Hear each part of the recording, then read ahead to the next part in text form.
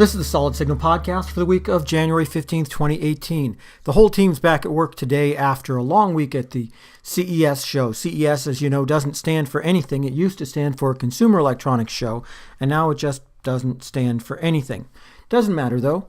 We had a good time, and if you're curious, read all the coverage at the Solid Signal blog, blog.solidsignal.com, and you'll get an interesting and kind of different point of view as far as, what actually went down.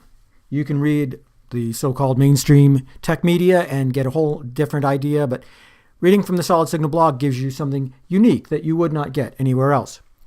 And as a matter of fact, while I was at the show, there's something that really surprised me, I have to say, something that I wasn't expecting this year to be all about, and it's television antennas. Of course, we sell a lot of antennas at solidsignal.com, and we have for the last 15 years, but I was really not prepared to hear just how many people were excited about TV antennas this year. There weren't a whole lot of TV antenna vendors there, which was not surprising. I think it caught everybody off guard. But when, you start talking to the people who have streaming boxes and who have that kind of technology, and you realize that the situation with local channels has gotten kind of out of control. People still want their local channels. Almost all of the top-rated shows are on local networks. And if you're trying to stream, yes, you can get Hulu, you can get CBS All Access, and you can pay for a live TV package that may include some locals. But unfortunately, you may not get everything that you want. And the cost of those local channels is driving up streaming packages just like it drove up cable and satellite. That's right, folks. The reason that you pay over $100 for cable or satellite TV is largely because of two things. One of them is ESPN, and we'll talk about that another time because I do like to kind of bag on them. But the other is the cost of all the local channels. Those local service providers really beat up the cable and satellite companies when it comes to cost. And it's a real shame, too, because you can get all those channels for free using an antenna.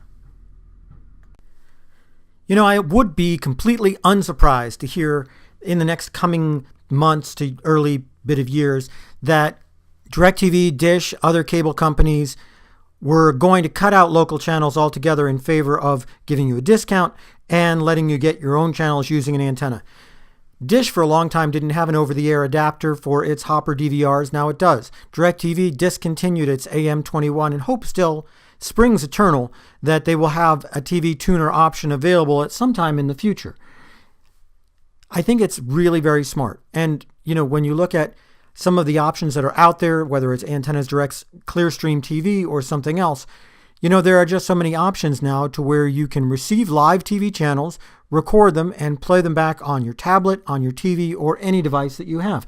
This is clearly the future. Now, is it going to prolong the dominance of television, live television, over-the-air television? I don't know. I have to say my feeling about over-the-air television is that it still has some sort of a shelf life. I really do think that eventually streaming will take over more or less everything. 5G will take over more or less everything, and traditional TV broadcasting will be marginalized kind of the same way that radio is today. But that could be quite some time off, and I think that what I saw this year at the Consumer Electronics Show really gives me hope for the next 3 to 5 years, where I was previously saying that the end is coming, and within 3 to 5 years, it's very possible that over-the-air television could collapse. On the other hand, this really does give me some hope. Some hope that people continue to be interested in over-the-air television, that it's going to evolve in a smart way, because honestly, ATSC 3.0 is not the smartest way to evolve, at least not today, that it's going to evolve in a smart way, and that people are going to continue to become antenna enthusiasts for the coming months and years. If you're not yet an antenna enthusiast, I got to stick in my plug to go to solidsignal.com and check out the massive supply of antennas that they have there, plus a free antenna recommendation service, which is going to give you some idea exactly what you need if you're going to cut the cord. That's about it for the Solid Signal podcast for this week. We got great things coming for you in 2018, so keep listening and keep watching blog.solidsignal.com for some of the exciting stuff that you're going to see in just a couple of weeks. You all have a great week now.